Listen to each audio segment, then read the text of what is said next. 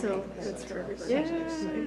Yeah, the family's great. Yeah, Dylan is so funny. He told me today, he said, a coach from Central came to talk to me today, and I was like, oh, really? Yeah, so my son, so Devin is there. I've got two sons there. I've got one who is Dion, who's in his 5th year. He's finishing, but then Devin is a freshman. Yeah, we're meeting on. Yeah. Central's good, yeah. They actually they're pretty good for their, yeah. So I said, oh, but his dream, he wants to go to ASU. He wants to be a Sun Devil. I'm like, you're going to die. But in the heat. But, really? Okay, yeah. A lot of folks that I see that went to Central or have times. Really? Yeah. Yeah. Right. Yeah, I've got one at Wazoo, so he's going back. He'll be going back as a junior. He took a year off because he's in Army Reserves or National, yeah, something like that. So he had to work for a year, but he's going back now. January, he starts back, so he's at Wazoo. So, yeah. You did, yeah, you got that. That's awesome. Survive. I think so. I'm grateful the meeting's not outside. Oh, good, okay. There you go. Windy and Lucky cold you. out there. Right? Exactly. Yeah, the home that's a transitional move. Just come get it on your way out. So we can recess. I still for have. the- So I have a 30-year-old son who's can't married and recess has a early home for in the West Seattle recess early. and a 28-year daughter. And I still have bins of stuff in my garage. And I tell them, you guys can each have one bin. That's Executive it. session. Yeah, one bin. Okay? Yeah, yeah. Denise, you did that last time. They have one bin. We did what? Not for, we didn't, We ended our work session early. but it was It was executive exempt session. session. Oh, okay. It was exempt, not Oh, not executive. Oh, okay, okay. Executive's posted time, so you have to go to that time and 17 off. Oh, okay, got it. It was Even though executive the session, public is okay. not in the executive. Correct. Doesn't make sense, but Okay, Yes, that's fine. okay. whatever. All right. Good evening. Welcome to tonight's work session. This work session is approximately 2 hours, and the purpose of the special meeting is to discuss the board communication plan update and a discussion by the board about the audit. So I'll turn it over to Thank Dr. you. House. Absolutely. President Begadoslam and members of the board, certainly welcome back. And to staff, we appreciate the opportunity as always to practice and improve our opportunities for communication. And I would like to, first of all, thank all of our members of staff who work hard and smart to improve communications. We work to improve communications for our board, superintendent, governance team. I'm going to ask Melissa Laramie to begin our review, and the floor is yours. Thank you so much. Absolutely. Well, I'm really excited to be here tonight. Dr. Ross is passing me Yes, I've got one copy. Our You should have that some all. data, some analytics, as we always kind of start with some No, this is not information. you. And my thought is that we can go through and kind of talk about the data and updates with our Alliance plan. And then, as we've talked about, what the goal with this plan is to be proactive and be thinking ahead. And tonight seems like a great night to start thinking about how we want to proactively communicate around the upcoming community conversations at the end of January, so that we can really be getting that message out there and letting our community know about those opportunities, since we have the details for it. I do want to take a moment though to just pause on one thing that's not on here. I had the opportunity to meet with our Kent Area Council PTSA last week, for the November meeting. Correct. At the end of November, and share with them some information, answer questions about PSHAR, and really we've seen an uptick in the use of PSHAR since then, and that was a really good conversation. But I think which was also really exciting was to share with information with them about our new website that's coming January 2nd, and share with them some slides and some sneak peek at what that looks like, and also the why behind it. So it's not just the OCR complaint that we had around accessibility. That is definitely a part of it. But really this is about a request that we've had from our community for a long time around consistency of experience for parents. So whether you have a child in elementary and a child in high school, or a child in elementary and middle school, that you know where to go, no matter what school site you're on. You can find things, if you're looking at a district site and you're trying to advocate for your student and find a resource that you can easily find who to contact and what information you need, forms, and whatever that may be. So we've been working on this. The work shifted to communications a couple months ago, and so we are excited. We will be ready to launch all 42 new schools sites as well as the district website on January 2nd. We are on track to do that. So it will be ADA compliant, it will be easy to navigate, and it'll be streamlined. So we are really excited for that. All of the content, we're working with team leads internally, as well as we've met with every school principal to make sure that they have all the content. We'll be over immediately, and then we'll update site content as we go. So just wanted to give you a brief update. I know we've talked about it a little bit, but it's progressing well, and we're on target to meet the date. Are the teachers now able to they easily update as well? Or Yes, the teacher site is separate Yeah. still, so that shift is coming part of phase 2. Okay. So that's a different system, it's called Swift. But we are working with our partners in IT to make that shift over as well, so that they can all be in one environment that is also ADA accessible. So that's phase 2 though. Okay. So phase 1 right now is working on all of the sites, but their sites will still be accessible through the web.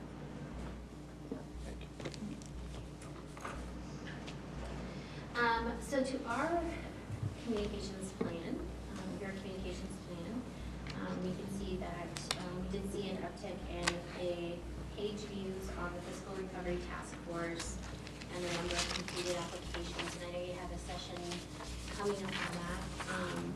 I did have the opportunity with our Student Leadership Advisory today to put a plug in for this and let them know that even though the deadline has passed, that please to still review it and submit applications. And so I was excited to also talk to them about the board seat in that process. And so we're really excited about our Student Leadership Advisory for this year. It was a great meeting, and so there was some interest and some questions from them, and so that was exciting.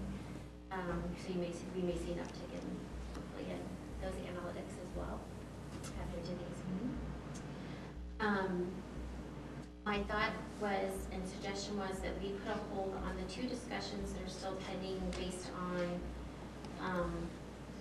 we need some information on budget to really make a decision on the 2 outstanding items, which is the tool for the discussion, the online discussion tool, and then the live streaming tool. So we are still testing the kind of what we've termed the set it and forget it, which is not having a staff member watch the live streaming, but we've turned it on and set it up, and then we're walking away. So this is, I believe, the 4th evening that we're doing that, and really just testing the system to see if this is a viable option. It's not requiring additional staff overtime to be here for that. So far it's been working, but we want to be certain that this is a reliable solution.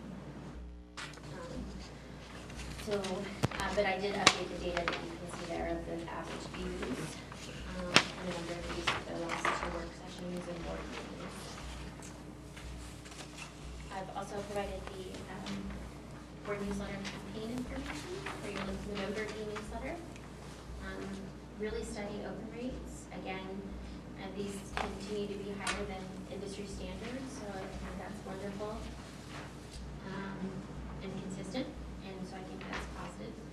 We're still seeing a number of click-throughs, and so that's good. And we have our December newsletter, again, the adjusted timeline because of the winter vacation. So that content's due next Monday. a question on that bounce rate. You know, we had more people that it was sent to in November, right? Or sorry, It's like less. less. But the bounce rate Was a little is bit the higher. same, or a little bit higher. Yeah. Yeah. So if they signed up, so it's just a change in how accurate their emails are, or So the bounce rates, it gives me a description whether it could be that their email box is full or it's suspended. That can also include like if they have an extended out of office because they're on leave due to medical leave. So there's a whole variety of reasons why those bounce rates occur. So as they happen, we do clean up any that are, if they were terminated accounts, like they've closed their Gmail account, we do get rid of those each month. So we are continuously cleaning those up because these are the lists that we use for all of our newsletters. So this isn't just for your newsletter, but this is for all of them. So we're keeping a close eye on those and cleaning them up as we can. For the staff ones, I think it's the same thing. So obviously for the 19th, that was the week of the break, right? So I would imagine that was a lot of out of office for the holiday. Those new people come into the district, do we collect their emails and Yes. add them to this as well? Yeah, that's an Okay. auto upload from Stafflink, our partners in IT. They give us the scraping of the system. Okay. And that's the same for our parents too, if we have new students who register. Our students don't get any of our newsletters. So we've been entertaining that idea. We tested it with the new and the blue just this last month, the district one. We had a 5% open rate, so it wasn't open. We had that interesting Let's discuss conversation today. just today with Absolutely. our student leadership advisory team. And they said, no, send us videos. They're like, we're not They're gonna not going to read it. Yeah. And we And they even said- prime podcast Yeah, conversation. we asked about podcasts. They said no. And they said videos and play them in our advisory period. That's cool. Yeah. Don't expect us to do it at home. Right. Great feedback, again, in a small group, but it was a great session. So we're testing it. I've also heard from students they want text, No, yeah. but you can only send so much to Instagram. the text, right? Right. So we're exploring the best way to communicate because they are hungry for information. They do want to be involved in the conversation. It's about finding the right medium. Do Maybe they you know can we're on just Twitter? Because they're on Twitter a lot. Absolutely. They're Twitter on a lot, so do they? They are, Oh, and certainly, IG, Instagram, certainly, but the key factor was we want to be informed as if we are the consumers that you say we are, and the customers you say we are. And they, for example, one student said, we remember what's happening. And he brought up an example. We would love to hear more information, but hear it from different venues. And it spoke to what I shared, 7 times 7 ways. And so not just newsletter, yes, and Twitter, yes, and, but also other forms that really focus on how they receive information best. And they said it loud and clear, visual is number one. Can we do like a Twitter and just send Send the them link links? to the video. Yeah, Mhm. links to everything. Yeah, that's I'm what sure they- they're yeah. all. Even there are ways that newsletter, we can- Yeah. and not just videos, but they can click on it if they want to. Absolutely. Yes, and we've already started with sharing our newsletter on Facebook and Oh, yes. Oh. So we're exploring just all the different ways that we can better push See what out goes on. information and make it more accessible to everyone. Because if we think about also languages, so on your device in your app and in our KSD app as well as in social media, if you have it set to receive it in Spanish, then that information is going to come through in your language. So we need to be leveraging all those different tools that we have available to us. So we're pushing all those different ways, and so we're really exploring them. So yes, continuing to just really think about the different ways that we can reach.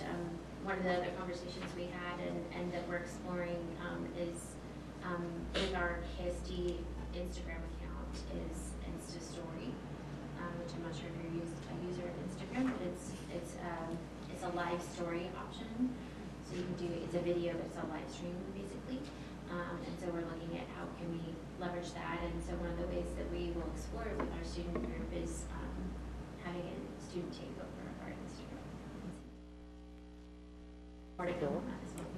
So we're really going to lean into so we can figure out what does work.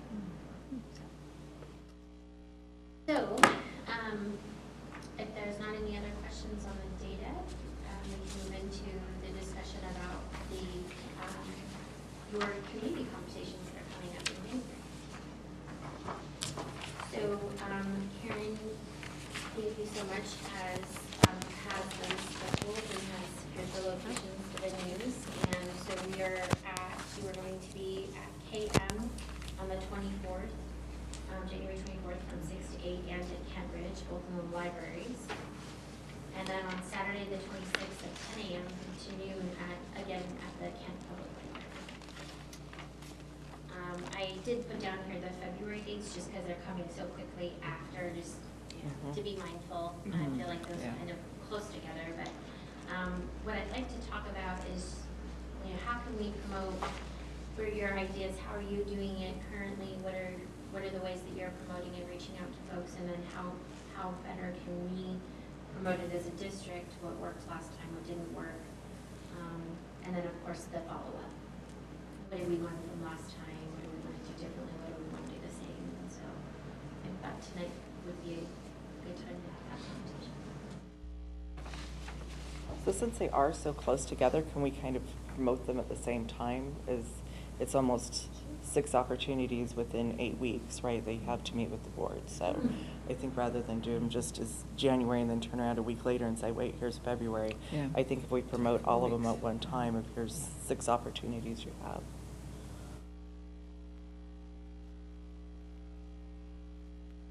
Any thoughts on conversation? I think one challenge might be if Kent Library will let us book the February one. You know, I have called 3 libraries today, Covington, Fairwood, and Kent, and they have a 12-week, you cannot schedule. Oh, I see. It's 12 weeks out, because believe me, I tried. Yeah. And I do know that neither Covington or Fairwood are available because of community scheduled events. And so I'm going to be contacting Kent Library again as soon as they can book, so I can get in there. So that is why you keep seeing Kent Library come up, because I think they have more rooms possibly than the other libraries do. So Are there other venues to consider that may have more flexibility or opportunities? What about the Sorry, Kent schedule. Senior The Center? Senior Center is what that immediately comes Kent to Senior mind. Center? And then what about the other schools? Are there other Yeah, that's opportunities what for I was other thinking. schools? Doesn't Like have to even be a high elementary school. schools? For middle, yeah. Okay. And we're also talking about a Saturday, so I don't know if that matters with the schools. Most of Like it any other- happens on Saturday. Yeah. Schools that I see. Yeah, just, there's a lot of this. Okay. Going on, but. I think we'll look at every Cafeteria. opportunity that we Yeah. can, and depending on the number, we'll come up with an option. Yeah.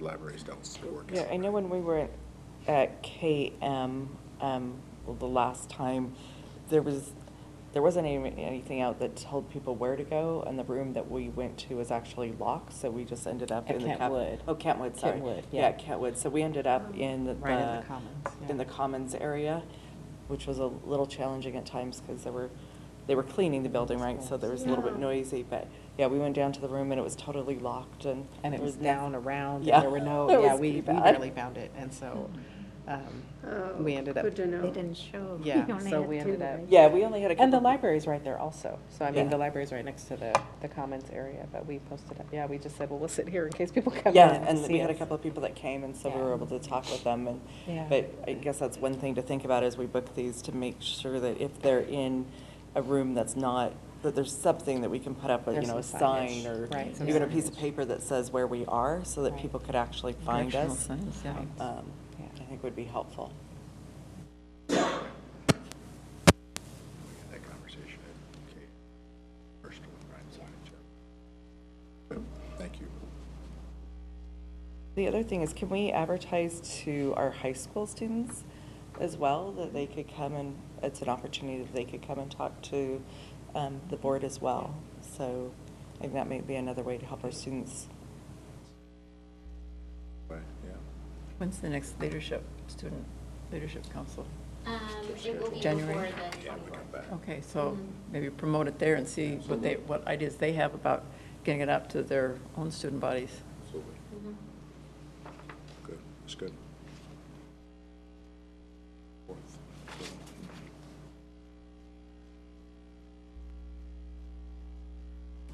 The other thing I'd like to see is as we come back in January, right, that we start promoting it as soon as we get back, that these are going to be happening.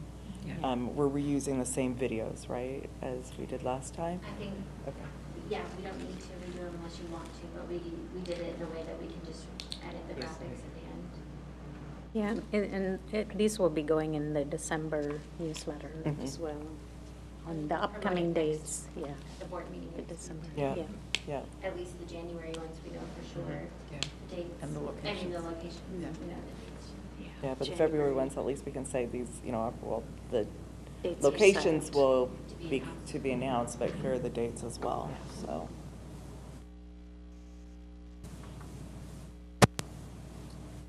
We hadn't, well, it was right around the same time that we were launching Peach Star when we went out, so we didn't do that with the flyer. But we can this time. Because we had a flyer, but it was right around the same time, so that's one way we can do differently for a flyer.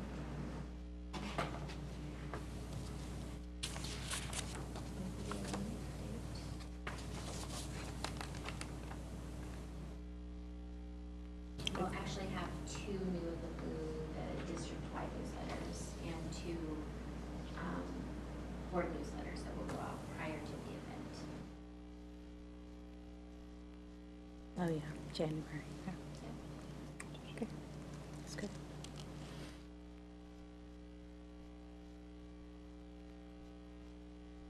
Come around fast, the newsletter, it's Yeah. like, did we just finish? Yeah, didn't we just one? finish, yeah. Way long ago. So would it be helpful when we create the social media images that we create, I can provide you those files so that if you want to share them on your own social media, that you could share them on yours. That's something that I could do to give you those, so that if you want to put the post on your own, and, I mean, you could share. Oh, the it, of newsletter, course. you mean, or? I'm No, sorry, so I'm like not the sure. Facebook image, like a Facebook image which says board community conversations Oh, and I this see. Yeah, yeah, date. yeah. Okay, You gotcha. could, there's a couple ways you could share it. So you could share it from the district's Facebook, Right. or you could just post it with the image and then your own language and verbiage to, in your own voice, to say, it's really important to me for you to come to this.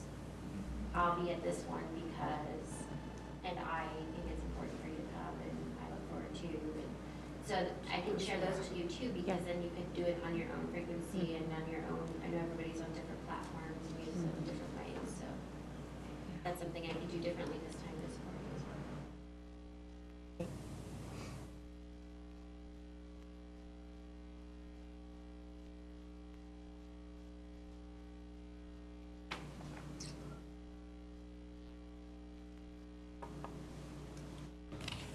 So as far as after, there weren't,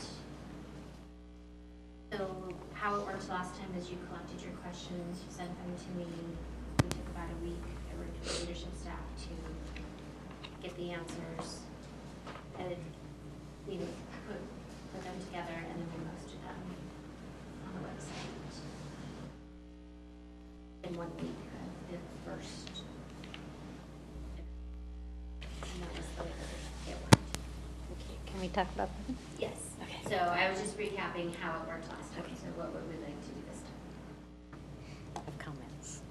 Right. All right.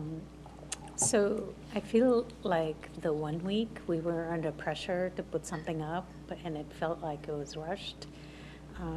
So I made a statement at the dais that, you know, because we were rushing, we went through and put something about iGrad.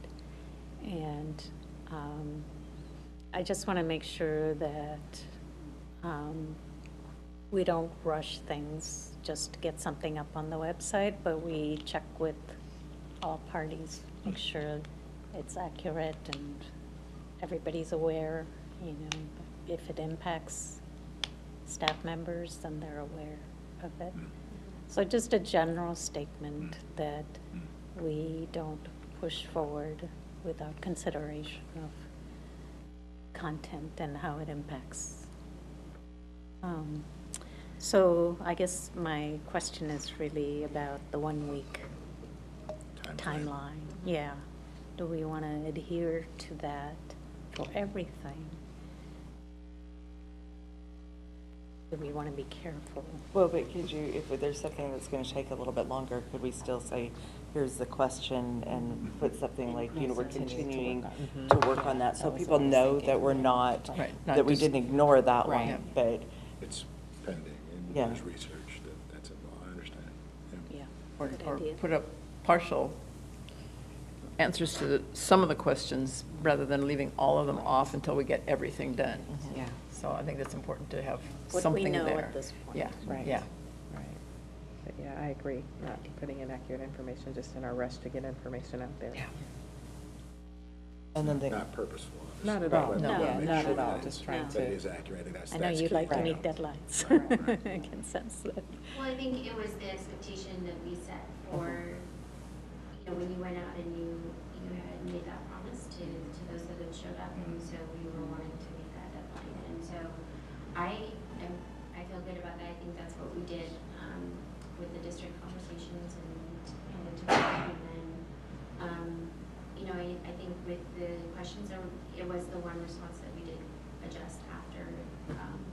And so I think that's reasonable. I think it does give us time to, as executive cabinet, because within that time frame, we don't meet until after that 1 week deadline. Yeah. All face to face, I mean, we have individual one-on-ones, but that doesn't give us, that Thursday to Thursday doesn't give us time to meet by the time we've had your meetings. So, and giving us the questions. So I think that, that seems reasonable to me, and I think as long as that's what we're conveying ahead of time, then I think that's respectful, and we're setting that expectation, because it's not the same as what's in board policy and protocol for a board meeting. This is different. So I think as long as we're just Yeah. clear about what the intent is going into it. Yeah, it's a good idea to list the question and saying, we're working on the response. Okay. and then answer the ones that we know that are, Yeah. that are, say, easy enough, but ones that we already have a clear Information explanation, is we there, can yeah. put that. And then the ones from past stay on there, right? So people can go back and look, so Yeah, we're they're not. not going anywhere. Okay. Yeah, I think I just want to make sure, though, that we are still diligent and urgently answering them, because I know that's been a challenge, is making sure, I think that was kind of the reason we set a deadline, is to say we have to get this done. And so what I wouldn't want to happen is those questions not to be still urgently, you know, sought after, those answers still sought after. So not waiting multiple weeks, right, because of, you know, I think it still needs to be a priority, and so I would hate to see it not prioritized. And I you know, and Denise, you're absolutely right. And a balance as well, as we Right. know. Some of our questions that are coming to us are more easily answered than Right. others.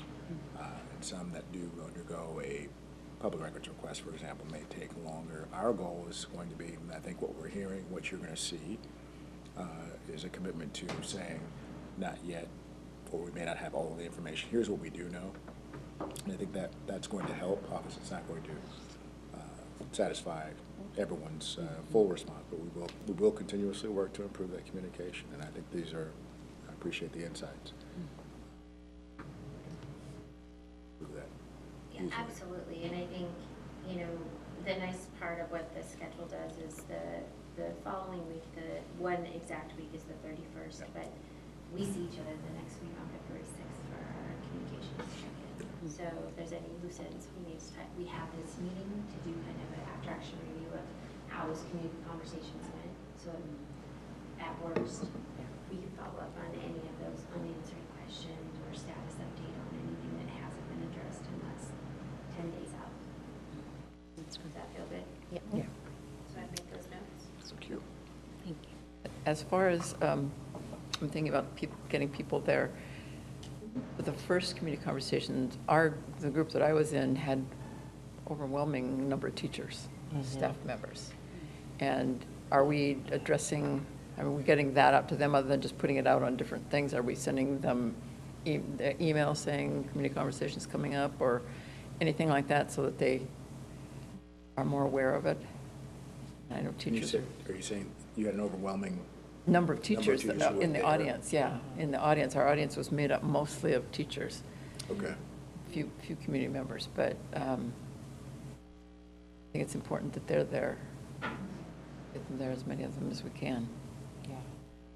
So I just want to be clear that I understand the question you're saying. Are we asking if we advertise to teachers only, and that was the reason why more teachers came than No, others? or- just now, I'm thinking, making sure that we target teachers Sure.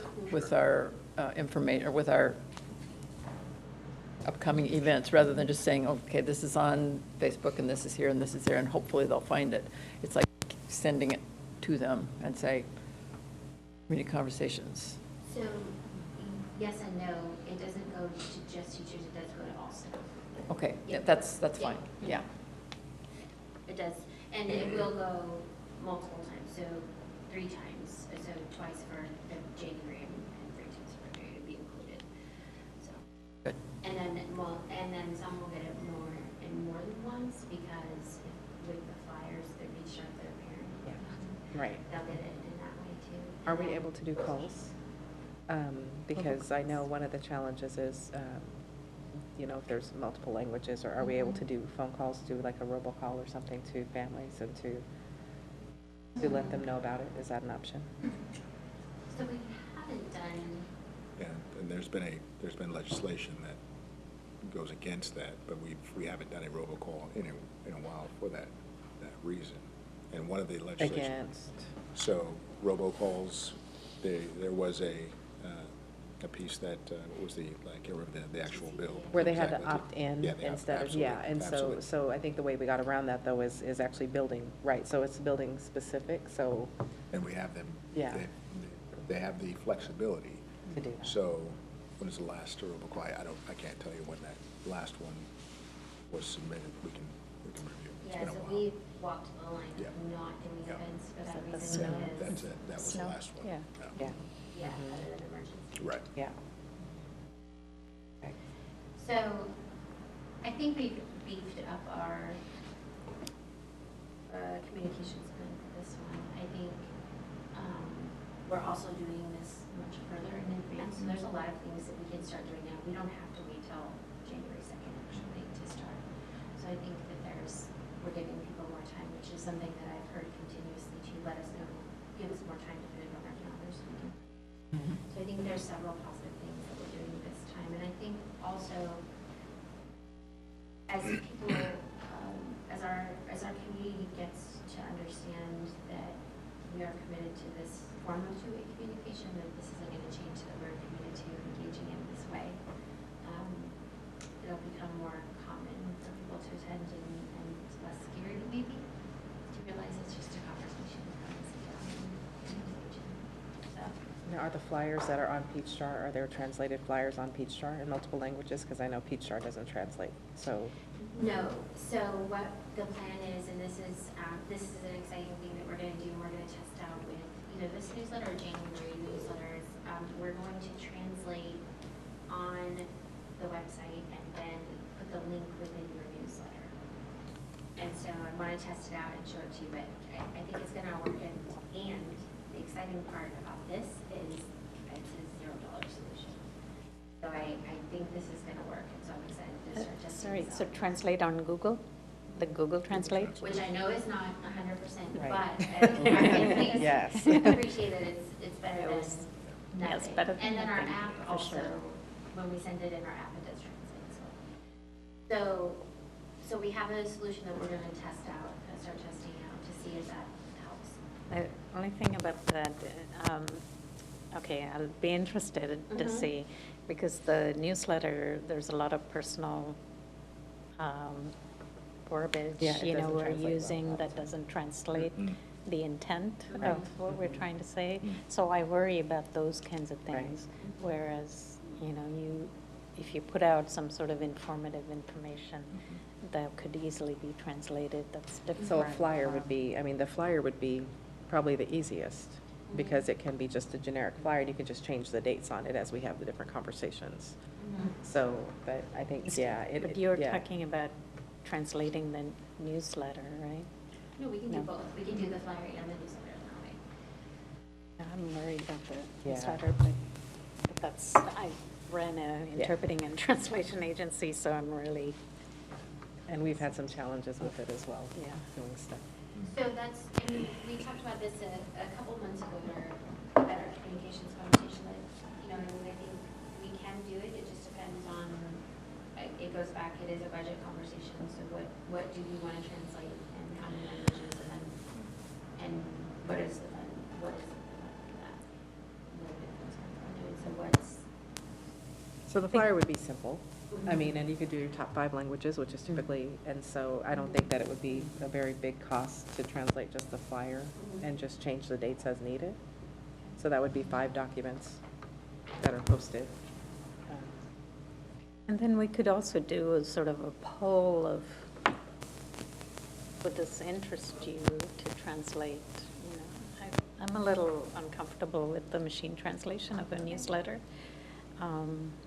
but we can do a poll, you know, what would you like to see translated? I don't know if we've ever done that in the district, you know, even on our website. Are there any information that your child brings that you would like to see translated, you know, something like that? I know Google Translate is not perfect by any means. One way we've helped to leverage testing. Yeah. To leverage that is communicating early with our families and letting them know up front that this translation is not perfect, but the goal is to communicate at we won't say a minimum standard, but so that you can understand the message. And we found that to be at least a reasonable way. And families who've said, you know what, I know you might have meant to say that, but thank you for letting us know that you at least were attempting to. Right. I don't think that's it's not 100% full comprehensive strategy, but it is one way we can communicate. Little disclaimer at the end, I do that too. Absolutely, right. But it's important to do though, right? It is, I mean, because most of the time they appreciate the effort, Right. even though, I mean, yeah, even though those. Yeah, and grammatically I'm not at all disagreeing with this. Yeah. No, I'm just worried about our newsletter, which I think is very verbose and Yeah. very easy to miscommunicate, you know, when you have personalized messages.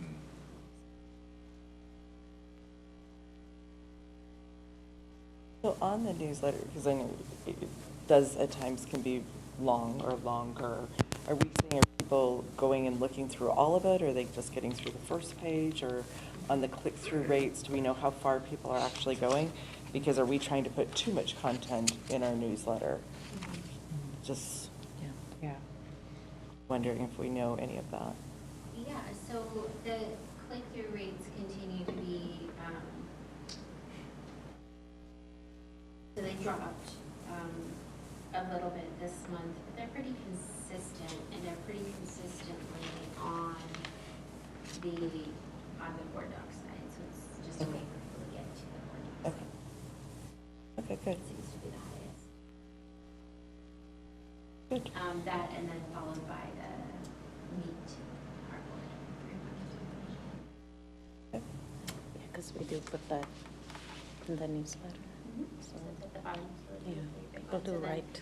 There's been a couple different links within what you share, and so if those change, they're not going to be. Yeah. Am I need contact for the newsletter by tomorrow? Is that when you need it, if it's due Monday? You have to follow the dates, but on your schedule, I don't It's have like it with Mondays, me. right? Monday's Content what- is Monday. Monday. and the Right. big Okay, but I didn't know if you needed it before end of day Monday, it's due end of day Yeah. Monday. Yeah, I already sent an email Yeah, out to okay. everybody. okay. But I didn't hear back from anybody, so. Well, hopefully it wasn't today, because. No, I No, sent was it a while- today. She sent it, I yeah. sent it. She sent it a while ago, a few days ago, yeah. I know, I saw it, but I didn't do it. But I saw it, but I don't remember the date it was due I'll on admit, it. I haven't done it yet, but I did see it. Yeah, that's what I always said, sound it's bad. coming up again. Yeah. Just- I remember seeing it, I just don't recall the date of when you needed it, that's why. Yeah, I want to say it was the 6th or something like that, yeah. Which would be tomorrow. That'd be tomorrow, Yeah, yeah. that's tomorrow. Yeah. So that is all I had on for us today. I feel like I have a lot to work on and to work with for the conversations. I'm excited to do a few things differently and continue doing a few things that I think worked well and just continue adding to that. I think we're gathering a lot of data, and I think, by at the end of January, going into February, we'll have a good, almost full 6 months of data to look at, and we can really make some adjustments for the second half of the school year for the communications plan, and really then make some decisions on is everything in the newsletter working? Do we need to make any tweaks? I think it's a little premature to make any real big changes in how we're doing things, but we're headed on a good path to really have some solid data and make some decisions on any changes to the plan before the end of the year. Great, thank you.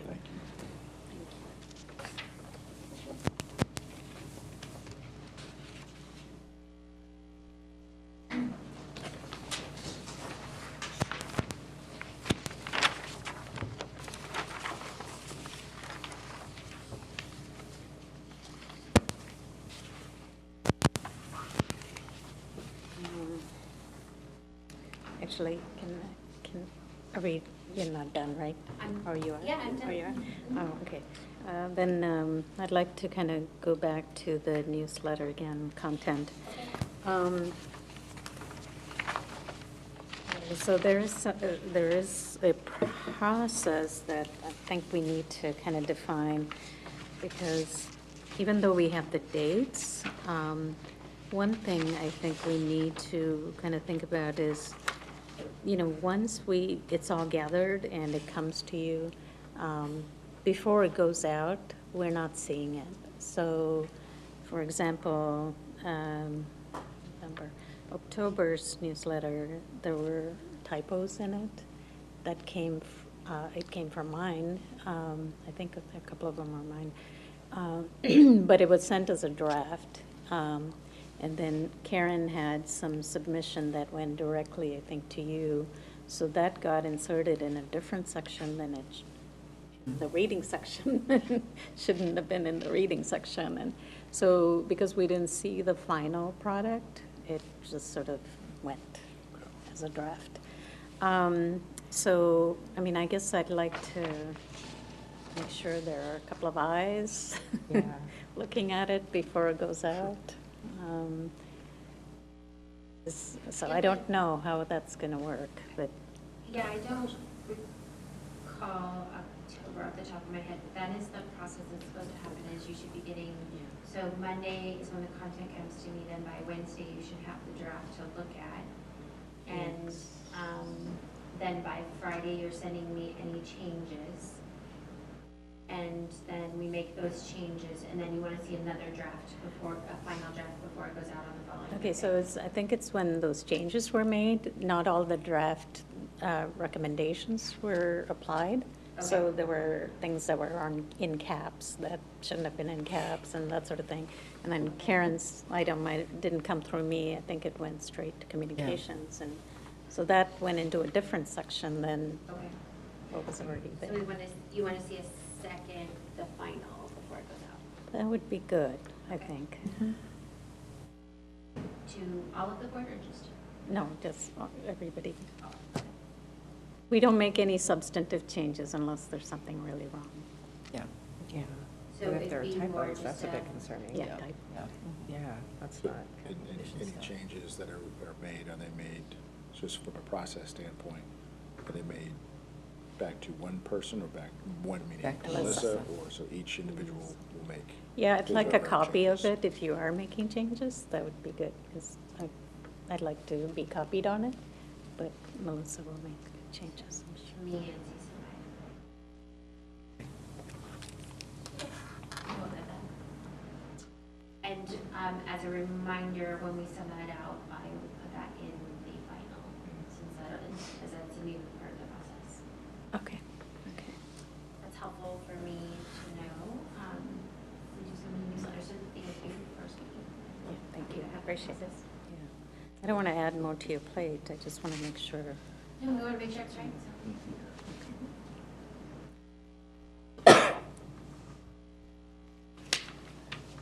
All right, that's it. Melissa? Okay, thank you. Oh, Maya, you Anybody had else? suggested in your email that we possibly have a theme. Are we Oh. going with the theme? That was We just just- a suggestion up to all of you, how you want to do it. I don't get any feedback when I ask, so I'm just asking what The you'd theme like was to arts do. for Some this different time. thoughts or something. Arts, Core 24, I mean, those were the things that came as a priority. So, I think amongst board, we can figure that out, what you'd like to highlight, let me know. And then the main comments will be based on that, and then we can add whatever you'd like to add. If you'd like to submit something, I'm happy to add that in. If we can do interviews, right? We can interview. So for the arts, it'd be Or if great we- to or if we've interview been our to an new event. director. Yeah, we've been to an I've been to event. two Yeah, of the to plays, to and I would share, like to yeah. share that. Yeah. Yeah, Natural good. connection to whatever the theme is. yeah. And so there's not one specific thing, but I think that would be better. Yeah. I don't know. It's a good idea. So if you have other suggestions, I'll take them. That's all I was thinking.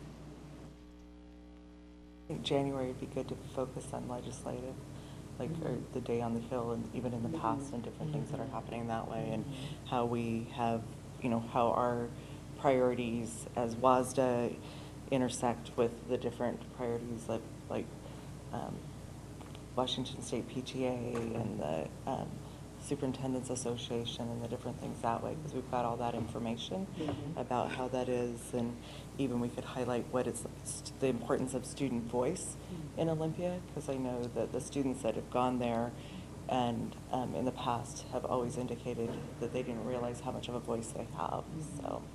So I know Ross does his updates. Are you volunteering to do an article? Is that what I'm doing? Sure, I'm volunteering to do an article in January. So you and Ross can maybe coordinate that. Yeah. The Day on the Hill is going to come out after the newsletter, is that right? Isn't that right? I Probably. don't know the day of the Day on the Hill yet. Yeah, it's pretty close. Yeah.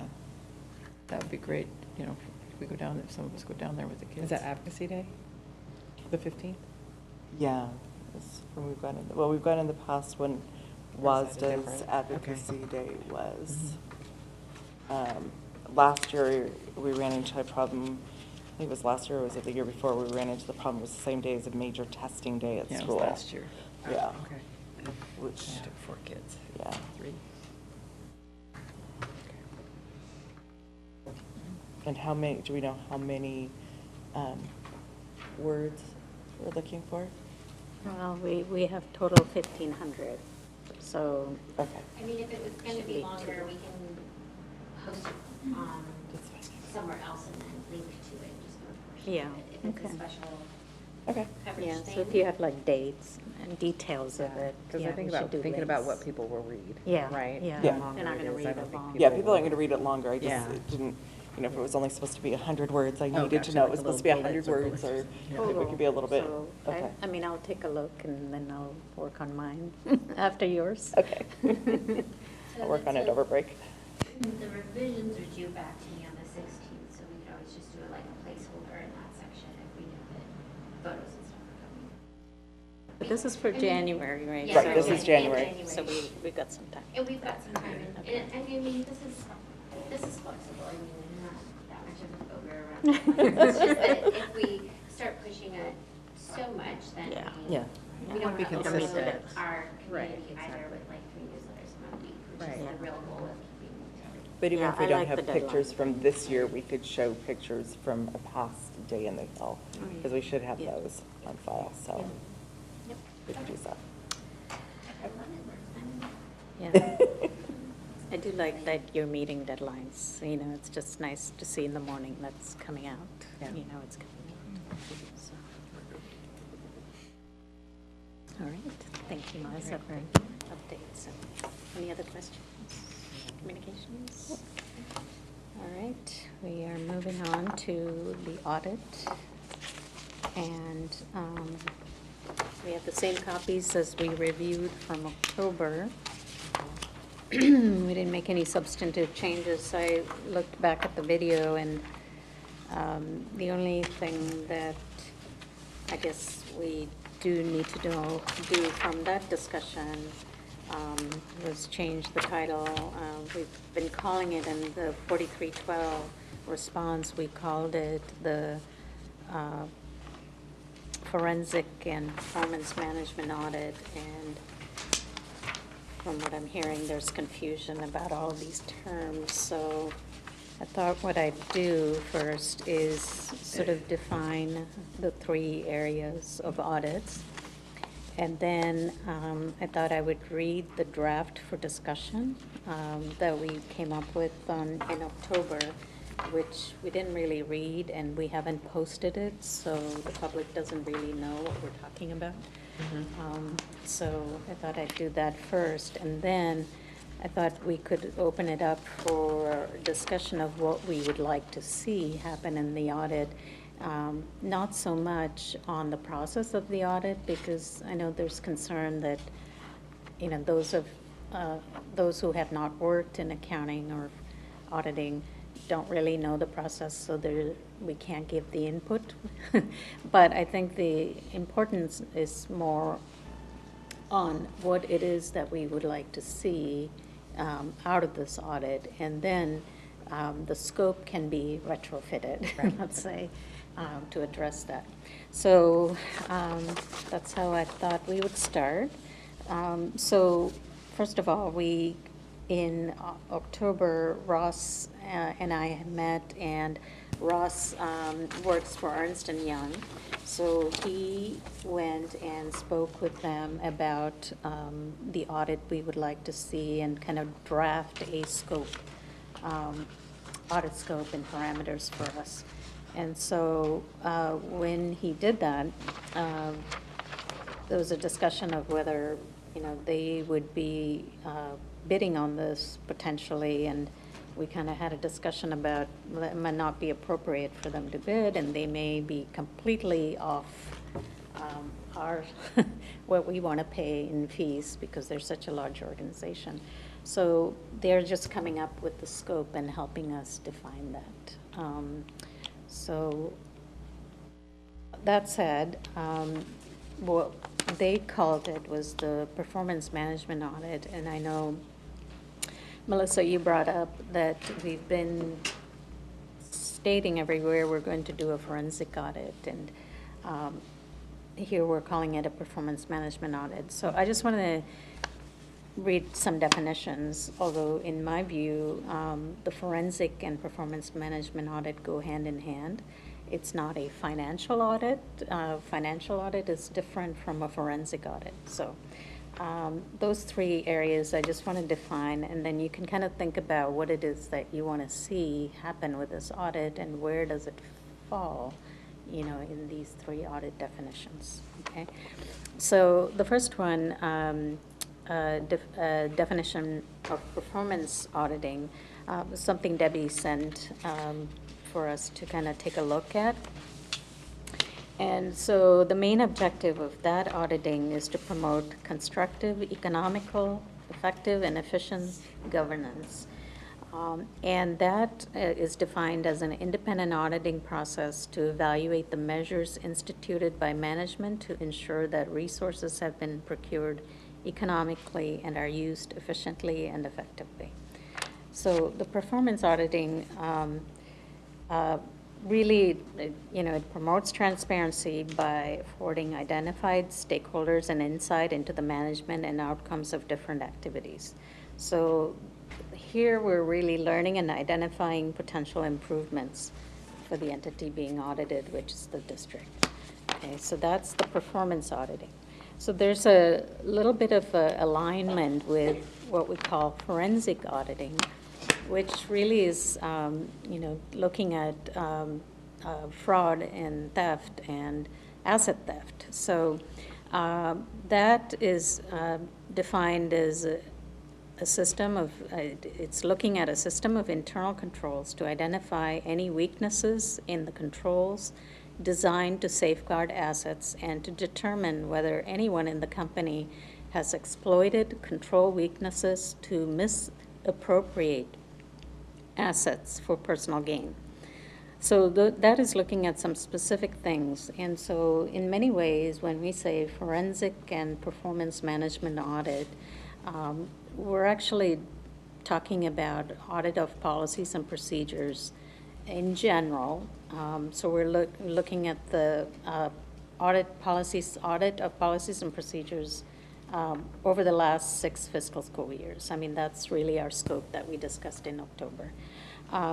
So the forensic audit would look at what findings came out from the performance management audit, and we can kind of narrow down on what we want to look at further to see if there was some exploitation of some of the weaknesses that were identified in the performance audit. So that would be more of a focused audit.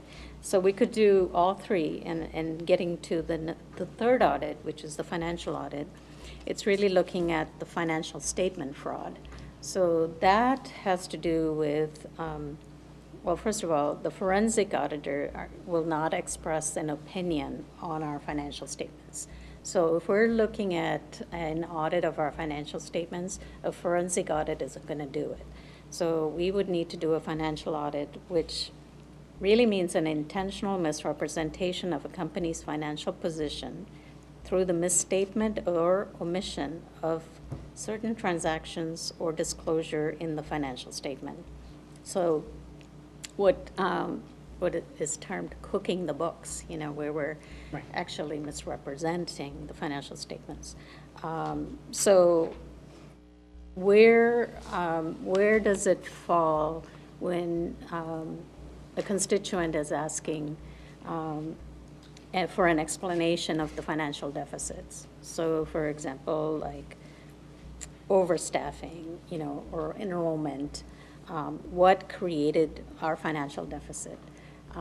So to me, that sort of looks at spending patterns, and it falls under, it could fall under the forensic audit, or it could fall under the financial, because there could have been some misstatements, intentional misstatements or unintentional misstatements or omissions in the financial audit. So in that sense, there are 3 separate audits, but starting with the performance audit makes sense because we want to see if there were violations of policies and procedures to begin with.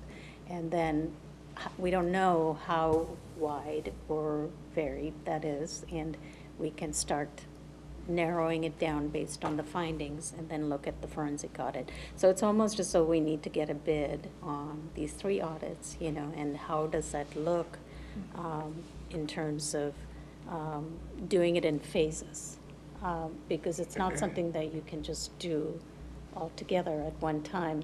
There are organizations that do both, but it's typically not done at the same time. It's done in phases. So that said, I think we can get bids for all 3 of them and then kind of evaluate the next step, where to go. But the draft for discussion on October focused on the performance management audit. So I just want to read what we have for now, and then we can go into a discussion of what needs to be changed. So the first item we talked about 4 areas: components of the audit, the scope of the audit, possible approach, and expected outcome. So the components of the audit should have 2 major components. First is the audit of policies and procedures over the time period to identify any conflicts between and among them, which would be about 25% of the effort. The second thing is the process flow audit of scoped selections through the procedures in place at the time to validate compliance with approved procedures and evidence of approvals, and that would be 75% of the time. So the scope we're looking at, the time frame would be the last 6 fiscal school years 2017-18 back through 2012-2013. And we would look at the policies and procedures all active at the beginning of the 2012-13 school year and as amended, created, and revised through the end of the 2017-18 school year. The subject matter would be the vendor selection, purchasing, contracting, bids, and all commercial activities. The exception being that the board may authorize the audit to examine any years prior to 2012-2013 if deemed necessary. A possible approach that Ernst & Young suggested is that we would conduct interviews with key current and former personnel and review of relevant documentation, including policies and procedures, to gain an understanding of the key processes and controls established by KSD in relation to the scope areas. We would perform the work outlined within the scope through interviews, consideration of relevant documentation, inspection, and sample testing. Performing data analysis of KSD financial data where appropriate to inform the sample testing selection and provide insights into the financial control processes.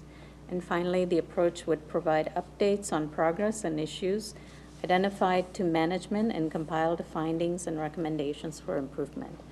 So the expected outcome would be that we would establish confidence in previous reporting and process outcomes, gain transparency into past decisions and management framework, inform current perspective into necessary changes to current policies and procedures, and define the purchasing and contracting operating roles and responsibilities between communities and locations. So that is the draft for discussion in October. And a reminder that we also mentioned to our 4312P complainants that we would initiate an independent forensic and performance management audit for the previous six school years. And we would initiate a competitive bidding process for these services.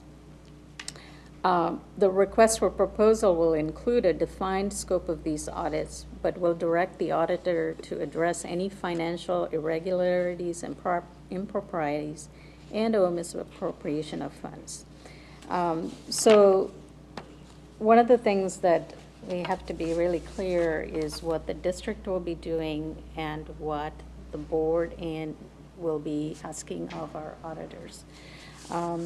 So given the fact that we have 3 potential audits, a performance management audit, followed by a forensic audit, and then possibly a financial audit, I have comments from Ross that I'm happy to read later, but I'd like to hear from all of you.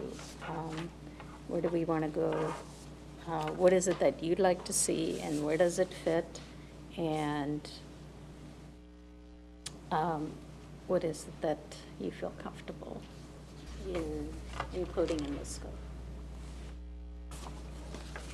So can I ask a point of clarification? So when you're saying, so you're saying no, because originally we talked about going out for bid for this one, and then depending on what was found here, then we decided the performance management audit, and then depending on what happened there, then we would look at doing another one. Are you saying now go out for all 3 at one time is what we're proposing? No, I'm asking a question. Okay. What is it that you would like to see happen? Okay. I'm not dictating. Okay, well, no, that's fine. Yeah. I just wanted to be clear what, okay. So Ross and I are not making decisions. We as a board are making decisions. Right. So it's really important that we chime in. I watched the video last video in October, and really I didn't get any substantive information from that discussion other than adding in forensic and performance management audit. So I know, Dr. Watts, you had similar questions about the definitions. Absolutely. And that was really for clarification. I think it's important to note it may have something to do with why this is not a simple conversation. I know I've had conversations with legal counsel just for consultation, and the same conversation came up. The first step is to determine the why. So why is it that we are entering into an audit situation? And then for, obviously, the purpose, is it to determine whether or not, as you mentioned, there was some nefarious act, or there was embezzlement, or misappropriation, or money is missing? Or is it financial, which is really simply to say systems, processes, are we able to date, timestamp where the money was spent, when, and for what purpose? That's simplifying it, but if we are looking, and then that's where performance management came into the conversation, and it's a complex, more complex, I think, than financial, clearly. When I mentioned forensic, my purpose was originally to go as deep as we needed to go. But the reality is a forensic really is not about necessarily just going deep. It's about determining, first of all, was there something that was done that shouldn't have been done from a legal perspective, and then if that's the case. But if we're just trying to determine what funds, where's the money, how was it spent, when was it spent, then that financial audit would be appropriate. That was general recommendation. So I just want to make sure we define terms. I think you did a wonderful job clarifying. I don't know how simple that decision is going to be, but I just wanted to bring that was my purpose for asking those questions. Sure. So my thought is definitely the financial audit is what sticks in my mind. Okay. And I think the performance management audit, I agree with you that probably should be the first. Which should be the first? The performance management Okay. audit. So Denise, can you give some specifics? Like, I think all of us need to kind of talk about specifics. What is it that we want to see Yeah. from this audit? And then we can fit it wherever it belongs, right? So I think based on some of the complaints and concerns and the questions around, again, what happened with certain monies, or what happened and what caused, I think that would help to answer some of those questions definitively, so we're not guessing and we're not continuing to, try and figure that out. We would have some definitive information, and then also, I think that can help. So I think if we look at what were some of those actions and those decisions made, that actually would be lead directly to some of those financial challenges, right? So I think it's kind of a cause and, kind of a cause and Financial effect. deficits. The financial deficits, yes, and how did they tie together? What exactly, the explanations that have come, does that fall in line with what we've, what has been explained? And so that way we have a clearer picture. And I think, again, also being intentional about not getting there again, because it's not good to not know how you got to a place and then, maybe you can fix it, but I think it's going to be very important for us historically to have that documentation to show this is how we got here, and to figure out what changes need to be made to ensure that we're not going in that direction again. And again, it would explain it to me. I mean, for those, that haven't been here or not, that have not historically been here for several years, Ross and I in particular, I think it would bring us up to speed and answer some questions that we have, and better prepare us to address and answer the questions that we get from our constituents. We don't really have that at this point, so.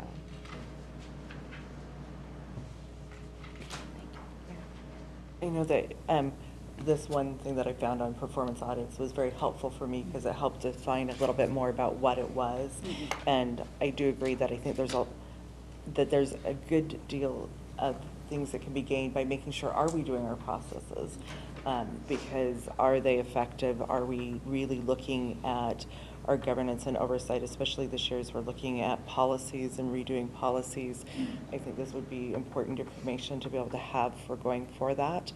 When we first were talking about auditing, the thing that I guess that I was thinking that we were doing was more the financial, looking at more of the how did we get here, especially as we look at the year prior to the year, right, where all of a sudden we had a large deficit at the end. How did we get there? And really looking at the books and knowing how did we get to that point, which again means that we need to look back past that to find what were in the years prior to that, what were the things and decisions we made on those that helped get us to that spot, right? I mean, I don't believe it was intentional that we ended up in the red at the end of the year, but what were the things and decisions? And so really looking at the financial of the books and knowing how things were spent, and, you know, did we spend our money where we said we would? How did we overspend? You know, what were the types of things? And I don't know in the performance audit if we'd look at as much of the, you know, what was our staffing versus what was our enrollment, and, you know, what were the things that went into those decisions. So that would be my reasoning for wanting to have more of a financial look at that as well. And I think for the board, it really gives us an idea of what questions we need to be asking and what we need to be looking at, right? Because I think some of that oversight happened without, you know, and so I think it's going to make us more accountable to our actions and what we're doing and what we're seeing and how we're responding to it, so that we can, you know, again, that's our job, right? And so to make sure that we're doing it with fidelity, and asking the right questions, and, you know, and doing those things. So I think that's going to be an important piece, so we know what, you know, if we misstepped here, okay, so we know next time we need to ask for specifics around what happened here and why are you making this decision and why is this happening? Because I think we need to be better informed. Well, I also think that's part of the reason why I've been advocating for a few years to making sure we're looking at budgets more than 1 year out. Yeah. Because in the past, we've seen that one year, but we haven't seen past that. And so helping us to be able to identify, you know, because we may look back and 4 years ago, there were decisions we made that had financial impacts, you know, 3 years later that we might not have thought all the way through, so. Yeah. And now we have to do a 4-year outlook, so, I mean, that's a good thing. Yeah, I like the idea of the performance audit going first, because, I mean, that's the processes. I mean, if we're not using our policies and procedures correctly when we purchase things, then we need to know that. So I would think that that's the first thing. And then that, as one of you pointed up, that it's going to lead us to one of these other, you know, deciding maybe we only need one of the other audits. Maybe we don't need all three. I don't know.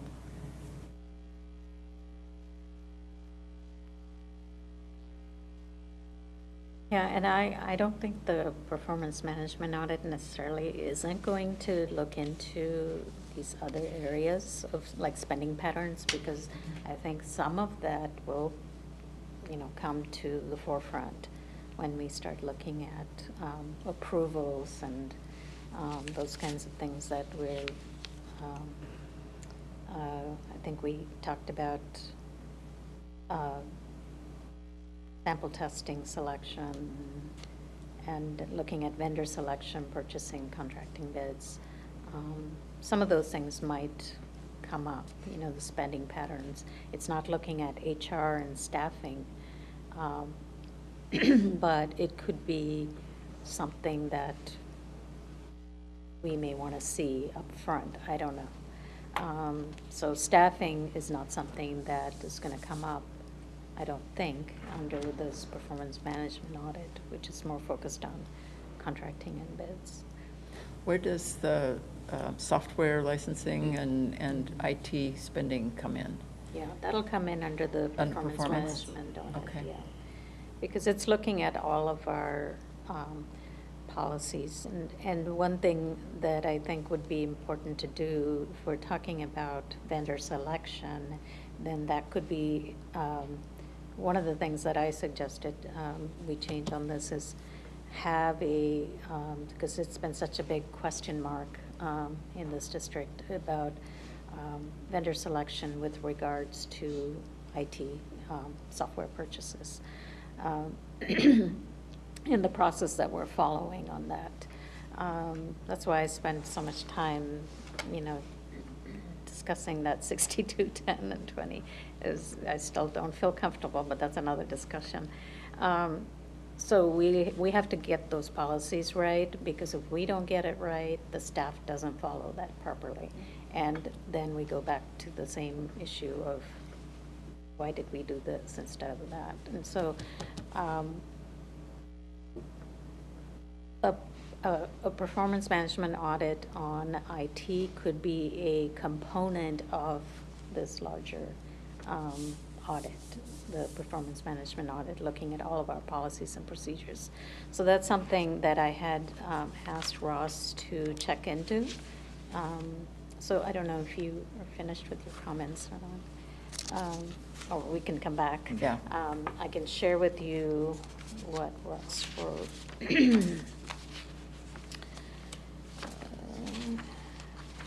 Shucks. Now, while you're looking for that, Yes, I do have please. a follow-up question. So I appreciate our considering each one of these for the various reasons. Denise, you mentioned one of the purposes for this would be to be able to speak with clarity, certainty, authority on how we arrived here when anyone asks. So I would be curious so in aisle 9 in Safeway, at the gas station, faith-based organization, wherever you are, what do you say now when Honestly? when asked? I say, I don't know. When someone asks, how did we I don't get know. And I can say, because part of my challenge is, you know, starting here, that was some of the first questions, right? And so, what I've been doing is trying to help address the things that's in front of me, but also trying to backpedal to learn how I can answer. So it's been a little tough because, you know, I'm asked questions that I have no idea. And then there's nowhere for me to really go for answer. I mean, I know what has been said and so, but, you know, there's still questions around, you know, what's been said. So I myself don't know exactly. Like I said, I haven't been able to dig deep enough or find, you know, all of those detailed answers as to exactly what happened. I hear enrollment projections were off. I hear that there was, you know, some not necessarily knowing what the software, or, you know, Kent did some things like moved ahead with class size reductions too quickly, or, so there's these things that I've heard, but I don't know for sure. So I just kind of hear what's running around from different people. I hear different things from schools. I hear different things from, everybody has an opinion about it. And so for me, not knowing, I would like to be able to know those answers because everyone has a different one. Everyone that I've talked to says something different. There's not really been a consistent answer. So I honestly say, you know what, that's something that I'm hoping we can figure out as we move forward, and so that's my answer. What do you say now? What do you say now? Yeah, so I agree. I think there's still questions of, you know, not really knowing, right? I know I said that, you know, we made decisions in the past that impacted where we are now without knowing the full scope of what those were, right? Whether, I know we had, when we got money back in, right? So we had been where we were doing cuts, and we had money that we received back through levies and other things, and we put money in and restored things. I'm not sure we totally understood what those restoration impacts would be going forward, and I'm not sure whether that actually, how much of an impact that had on what happened, right? I know that it had an impact, but I can't speak confidently enough to say, yep, I absolutely know that this decision is what made this decision happen. So I agree that I think it would allow us as a district to be able to say, hey, here is what we know, how we got here, and how we're not going to get back there again. And I think that's important, especially in this time, to be able to do that, Yeah. to be able to have that type of a clarity around it. I know I think we've been doing a good job over the last year of looking at things more carefully and making decisions with more information, but I think there's still more information that we could have that would help. Yeah, that's a good point, that the restorations from the cuts that we made in 2010, we didn't see rolling forward, you know, how they could be an impact. Yeah, I mean, there's certain things that I feel, but I know that caused the deficit. But I think there are other things that, like you said, and I don't know everything. So I think the contracts that we negotiated 5 years ago, all the contracts where we gave everybody raises and raises for 3 years. I think that played a big part into it. And so going forward with that, it's that, okay, now, we're paying at this level and it works this year, but is it going to work next year? And is it going to work next year and after that? And so there were multiple things. And I think there are the things that, like you say, we probably don't know. Yeah, I just talk about what I don't know. I mean, there are a lot of things I don't know. We've had changes in staffing. I've asked a lot of questions regarding finances over the years, and I don't get responses for a lot of them. This is going back to previous management. No names. But yeah, it's, I hate to say it, but sort of saw it coming, and pointed that out in 2015. We should have done an audit back then. But be that as it may, I think we still have a problem in that we are so focused on budget that we don't focus on expenditures. And I think we don't look at our spending patterns the way we should. I still don't see that. I see a budget discussion and a presentation. I don't see a team of people making decisions together. That used to be at some point ago. I think that was the way it was done, not just our executive cabinet or a few people making decisions for the community and for our educators.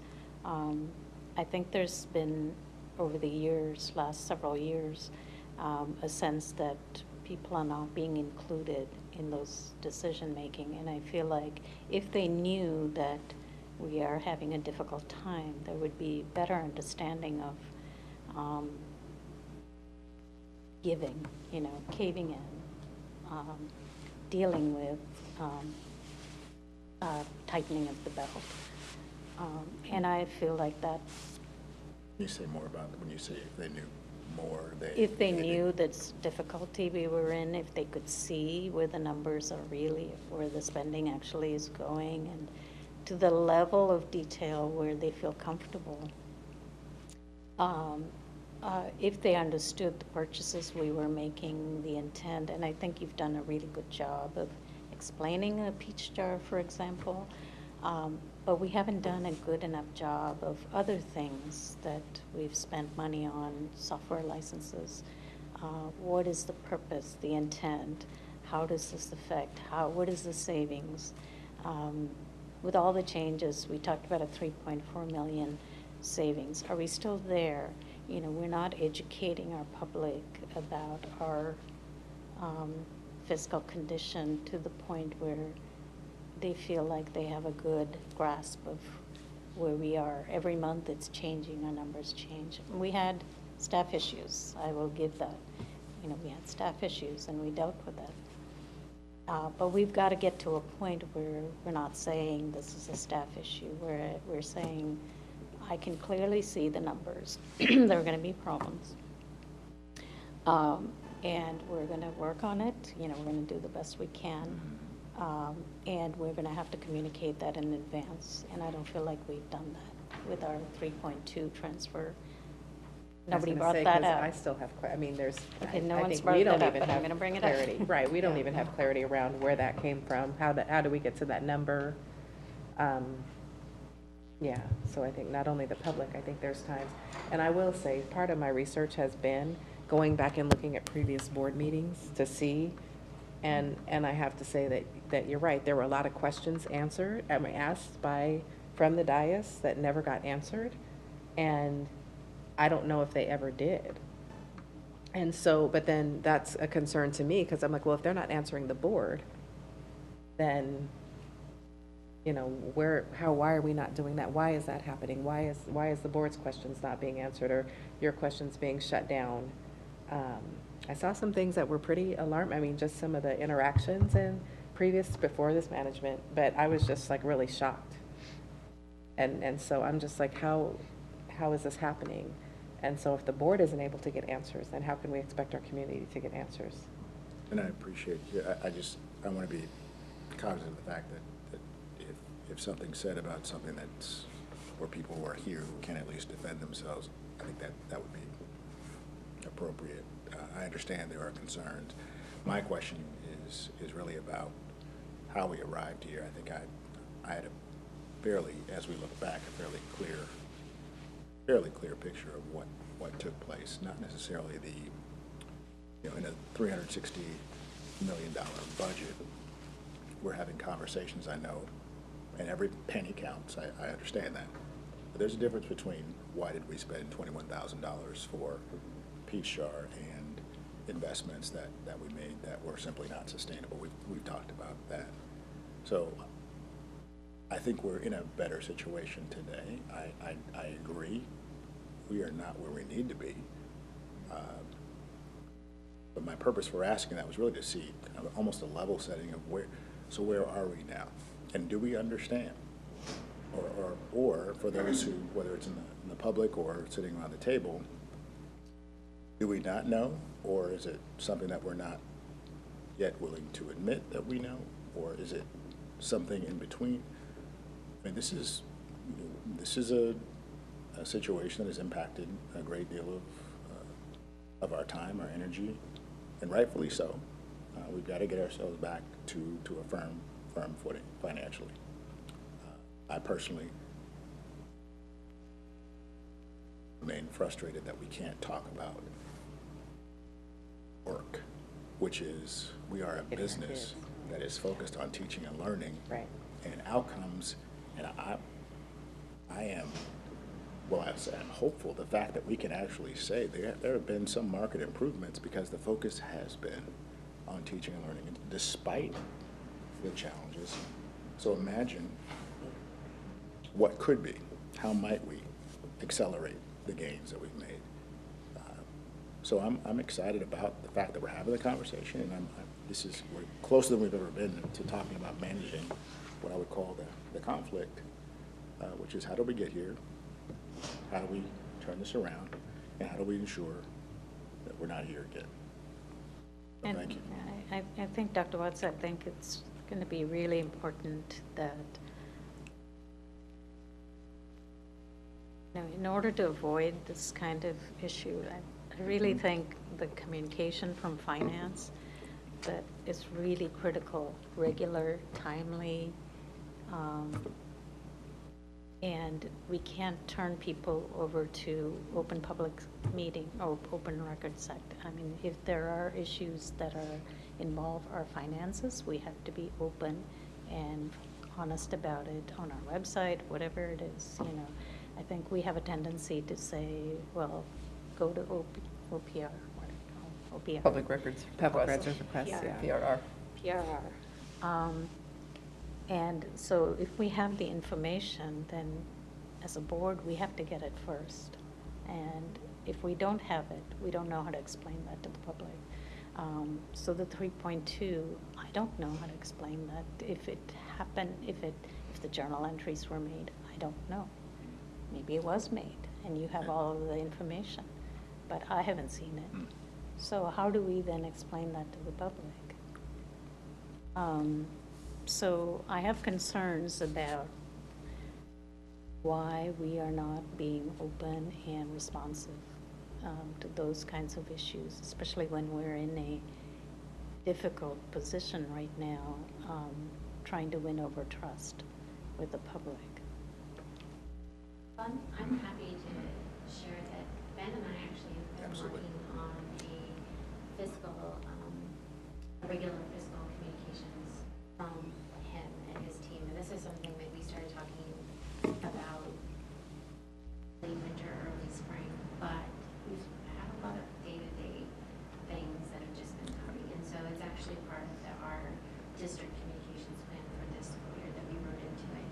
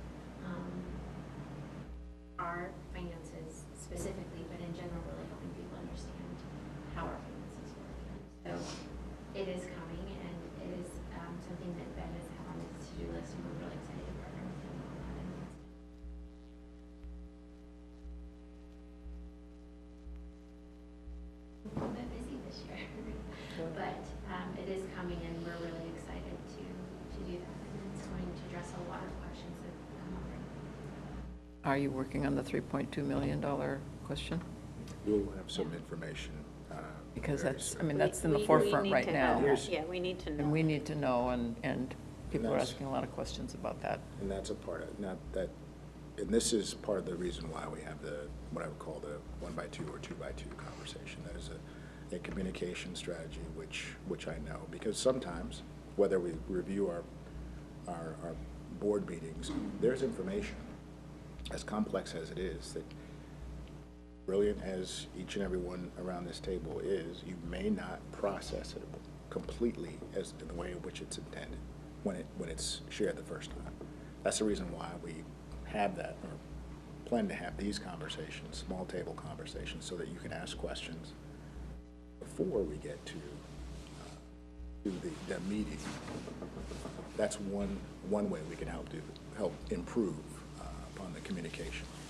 I appreciate the opportunity that Ben is going to obviously be working with communication. That's clearly, and hit it on the head, we do need to communicate more effectively, frequently, but also in different ways. Even having a conversation today with our students, juniors and seniors who are interested in hearing and understanding what does it mean when you have a budget deficit. But what does that mean when we talk about 85% of every dollar goes to human resources? What does that mean? And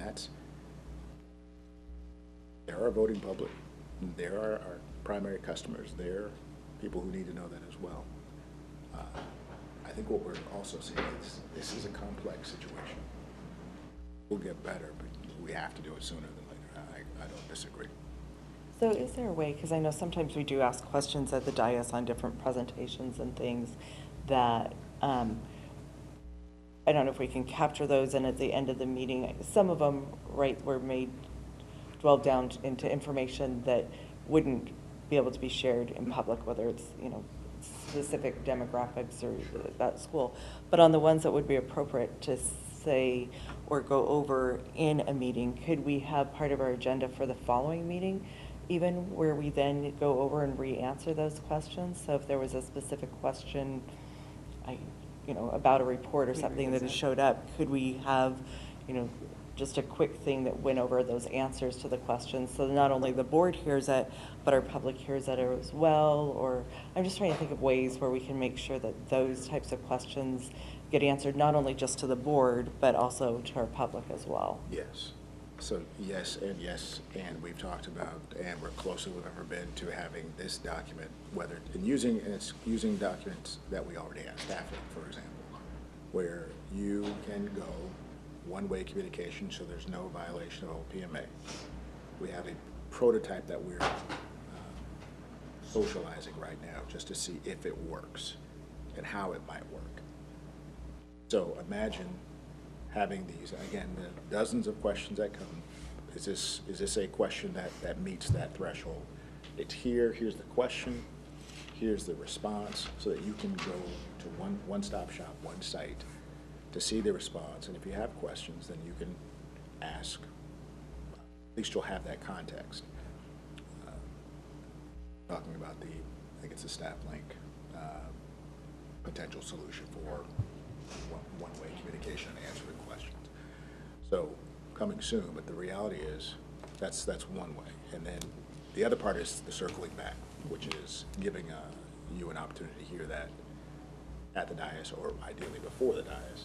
Well, I think, yeah, and so a couple of things I was thinking about. One, with that though, these are board meetings, so we can determine what we want in our board meetings. And so if that's something that we want to do, we can very easily say, at our next board meeting, we would like to see the answer, or get some more information about the answer to this question. But I think that's the thing. I think it seems as though asking questions is difficult for this board at times. And so I think that's something that, because even when I started, like I said, I've learned that I can ask questions about certain things, and I can ask for certain things that I wasn't aware that I could. And so I think that, but we can ask that and have that. Also, with regard to the 2x2 meetings, the two that I've been in, it's been informational with things that you wanted to share. So it wasn't something where you're asking, is there something that you want to talk about with regards to So yes, that's an opportunity, but I think it needs to be more of an opportunity for us to be able to say, hey, we'd like to talk about this thing. So I think that's part of I don't know if we do a very good job in sharing what we want to see in meetings as opposed to responding to what we're asked in meetings and what we're presented. So I think that that's something that we probably could be better at, saying, hey, I'd like to talk about this in this meeting. Absolutely. And so, yeah, I think, but I'm saying that that's something I think that's, so I'll accept the onus for that. And so probably being more intentional about the information that I want to see in those meetings as well. I would add to that, I guess I'm still struggling with the 2x2s, and I'm trying to understand, unless it involves some sort of special education, or, in my view, everything should be open and transparent when it comes to our budget. Unless we're talking about a specific individual or lawsuit or even property issues. Why would we not discuss things we want to discuss at the dais? Why would it even go to a 2x2? I don't feel comfortable with it. I just feel like there's a sense that we're hiding something, and I don't like it. What makes you say that? If we're not hiding something? Well, we may not be, but why would we not have an answer to the 3.2 question right now? Why do we have to go into a 2x2? No, I wasn't saying a 2x2, but for the 3.2 is we'll have that information. What I was saying is a strategy for communication. I know, So- Dr. Watts, but you went right into that comment when we asked the question about the 3.2. So that makes it feel like, we're not getting an answer today on it.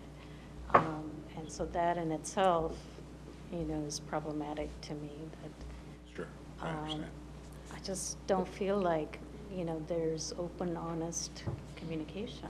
I don't feel like we're there. And this is really, I don't know, it's really disturbing. This is how it's been, our district has been over the 5 years I've been here. And we're still not making any changes that are significant, to the point where we have public trust. How do we get there? I think this Fiscal Recovery Task Force is going to be a good step in the right direction. I really do. I don't think they're a gotcha type of group. I think they're a group who are going to look at and ask questions. So, are we going to say the same thing to them and not respond to a question like that? I don't know. We have to kind of start thinking about what we want to share and what it is that we can't share and why that is. We need to be more deliberate in asking those questions and explaining. No, you make some, I think, some good points, and let me be clear. What I wasn't able to finish saying was 2x2s are a strategy that is not something we came up on our own. It's a strategy that, for the purpose of, as I've mentioned, I've said this from day one, the why is that each one of us processes information differently. And there may be a reason why questions may not be asked from the dais, because I may not have all the information, I may not have processed it. This gives us one other opportunity within the legal parameters for the purpose of communicating. So I think about, my question is, if I'm doing what is right, people behind me, in front of me, beside me can say, hey, you're not doing something right. But if I'm doing something right for the right reason, I want to make sure you have as much information as possible. And Denise, you bring up a point that everyone here has the right. And as we socialize this, 2x2s, because we've not actually created a structure or stuck with it. So we had one-on-ones, we had board agenda review, and decisions were made that, okay, we may not like this process, but absent of another process, that one went away. So that subtracted one opportunity to have a conversation. Well, with two people. So please allow me to finish. So a conversation with talking points, we're having the same conversation. Two people, the reason why it's not a public meeting, let's be clear. So we're having that conversation on three occasions to give you that information. It could also be an opportunity for you to ask questions. This is about communication. It's not about hiding information. And I guess I wonder why. So I've always learned, so if someone doesn't trust, then my question is, well, why is that? If I'm not giving that person or these people a reason not to. So how do we build trust? The irony is we only build trust by communicating more effectively, which means we got to try more, communicate more frequently, and do it well, because it's like practicing. You don't get better if you don't practice. So in my mind, this is logical. If we don't have more opportunities to communicate, we won't be better at it. If we're not able to improve communication, we can't build trust. And you know the lens series work. That's part of it. And there are things that we can ask of you in a 2x2 or 2x1, whatever you call it, that aren't on the agenda of the meeting, that, you know, something's coming up and we want to ask about that, you know, Absolutely. in our minds. So, I mean, I can see there's a place for it, as far as I'm concerned. And there are times when you need to give us information and there's not a board meeting scheduled for a week and a half, 2 weeks. And you need to get us that information. Yeah. Or we need to ask you questions before Yes. 2 weeks out. Yes. So, And I'm going to say, you know, I'm a learner, and I know that I don't know everything. At the same time, I ask colleagues, how do you communicate effectively? How does your communication work? How does your system improve so that your board, superintendent, governance team is working at a higher level? So how often have we compared ourselves, competed against, you know, we'll call it the whatever gold, platinum, standard, whether it's for compensation or systems or structures. We've taken a look at Everett quite often, and for good reason.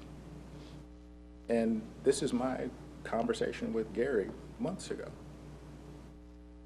And you know how he communicates with his board? Consistently, 2x2s. So this is not to say that just because it's done in Everett, but it's a good practice. And it works. Now, just because it's 2x2 doesn't mean it's a good practice. But if it's done well, we have an opportunity and we do it the right way and the right reason. Again, I go back to, you can't get better if you don't practice. And if we don't want to get better, then we shouldn't practice. If we want to get better, we should. To me, it's a simple math equation.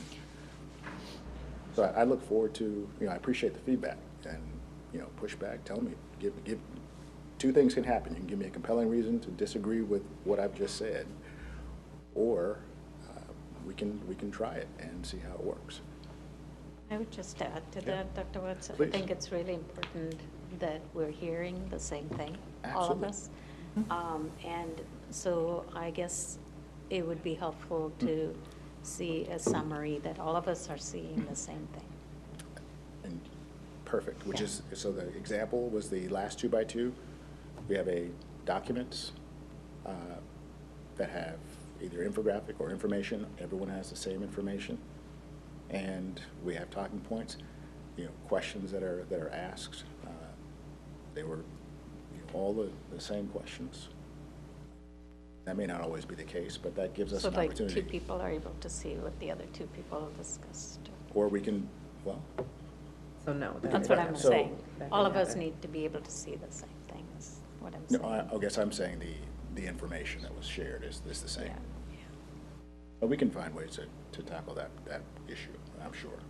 We're Had in that particular situation, we had an exam session Absolutely. following on the same subject matter, Absolutely. where we could all come back together after those 2x2s, Yes. so that information can be shared. And that's the oopsie. So so that's the reason why we have the 2x2s, because eventually either it's an executive or it's an exempt or it's a full board meeting. We have that opportunity we all have the same context, and that's the purpose. Not that we're all hearing the exact same, but we have the same context and the opportunity to talk about this broad topic. We ask clarifying questions. Yeah. No, I appreciate it. All right. Okay. So you Any had other Ross's questions? comments that Oh. you hadn't. Did you said yet, so find I them? Get to that. Yeah, I want to come back I to found what them. we, Yes. So, yes, We're still at 15 more minutes. I had asked Ross about the IT performance audit, and so he said, first regarding the IT performance audit, in consultation with colleagues here at Ernst Young, the typical IT performance audit focuses on how the project's vendors' upgrades are selected and integrated into the current organization, how are and who is involved in the selection criteria of technical features and compatibility with the current systems.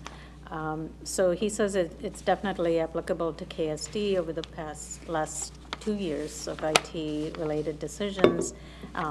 While it could be a specific area in the scope of our general performance management audit, it usually is a IT-specific audit that requires more technical understanding, but it can be done together or separately. Second, he said, once the board sets and agrees upon the general scope between the 5 of us with understanding by the superintendent, then I think we hand over the obligation of sourcing that vendor and going through the normal approval process to the administration. So if we agree on a scope today, he's saying that the normal sourcing team, which would be the district, would perform that process on behalf of the board and still follow the normal approval steps per our policies and procedures for bidding. And what he's stating is that board really shouldn't be the one pushing this forward once we agree on the general scope. So I think we'll finalize that. I think on the 12th, we'll approve the scope, and then after that, we'll let the district kind of take it over in terms of the bidding process. But clarification, the auditors will be reporting directly to the board and not to the district once that happens. And then third, he said, as we think about a separate forensic financial audit over the same time, that scope is also pretty well defined. And he's saying that the board should not be initiating that. This is his opinion, and he feels like the district should have initiated the financial audit already, or should be in the process. It's not something that the board should be looking at, but when it comes, not that the board should not be looking at it, but it's not something that the board should initiate. After administration takes over, then it comes to the board at least twice for bids and final approval under the new policies, which we will approve very shortly. I don't think that the district or the superintendent needs to keep saying we want to do a forensic audit, but we should be also instructing the finance admin to start that process. So that's who he says might be just his personal opinion, but he feels like the financial audit can be moved forward from the district, looking at the spending patterns and all of that. We need to Finding conduct a bid process, or we need to follow that same process. And the updated process. Absolutely.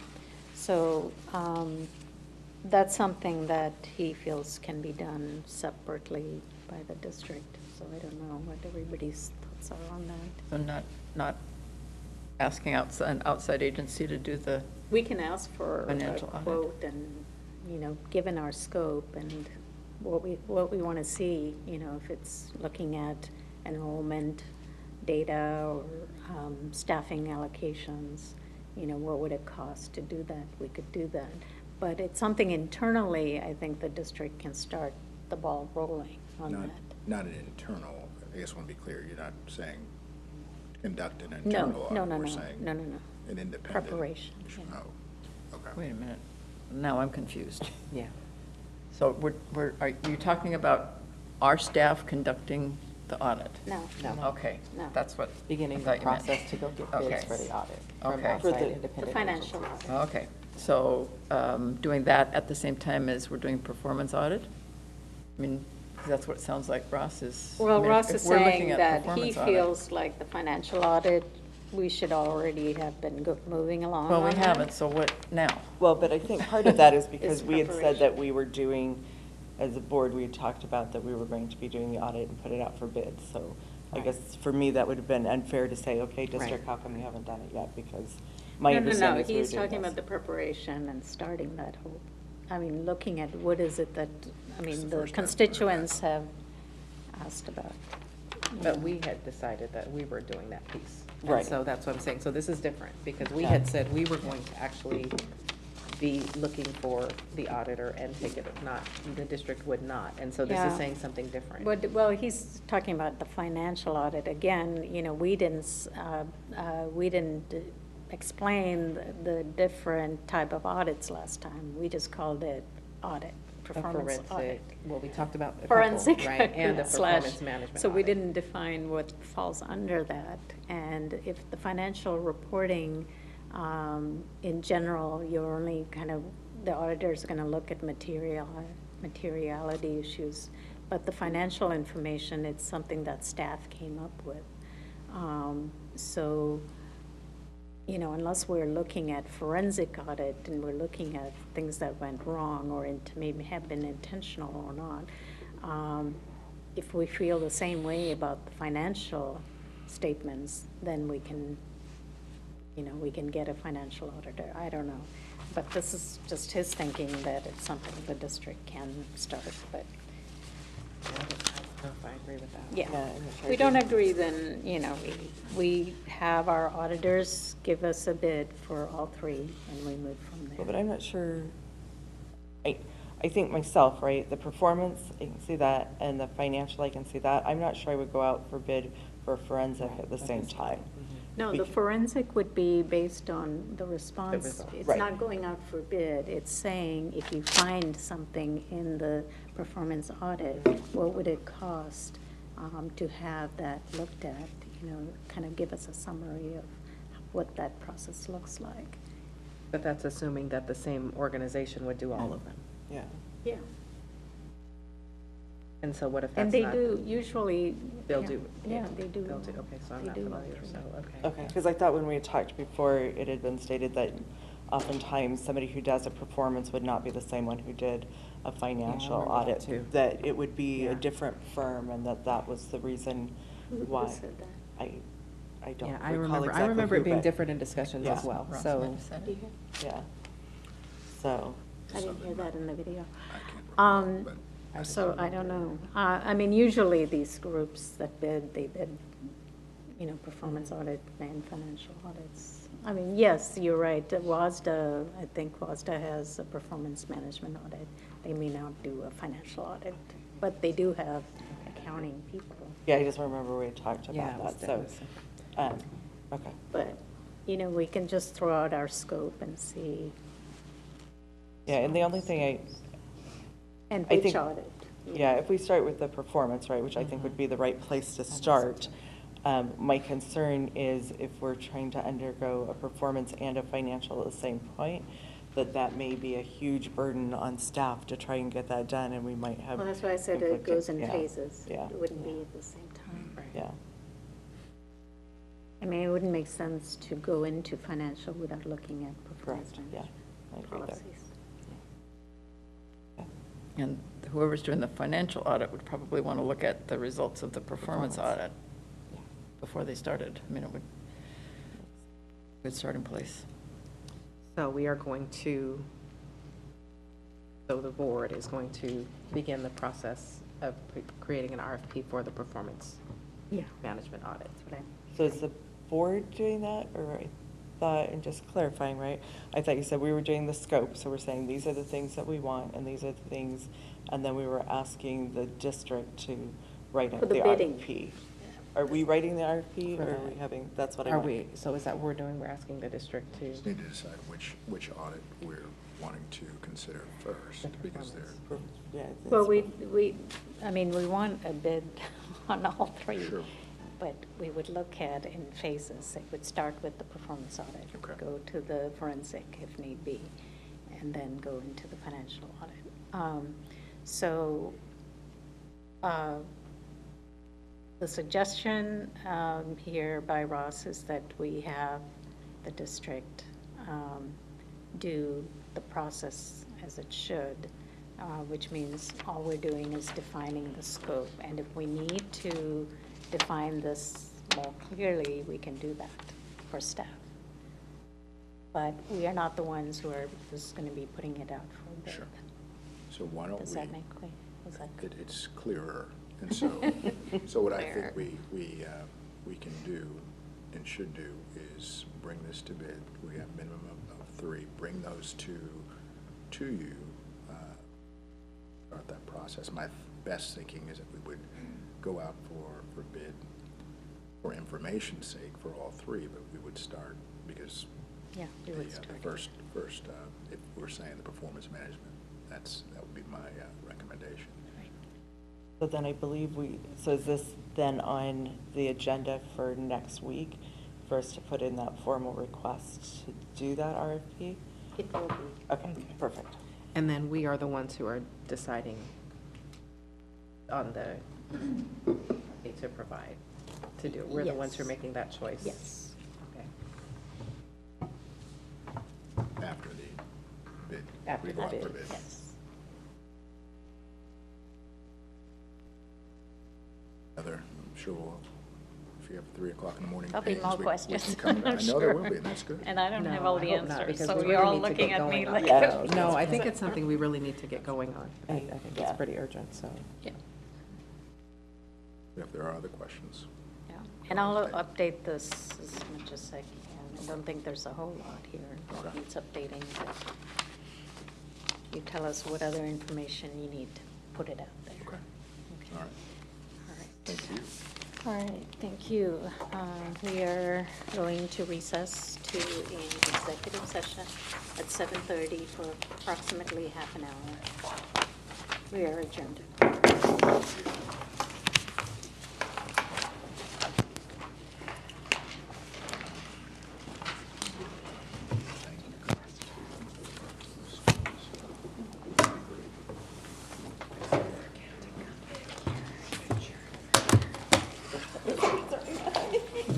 No, I'm just losing control of my pen.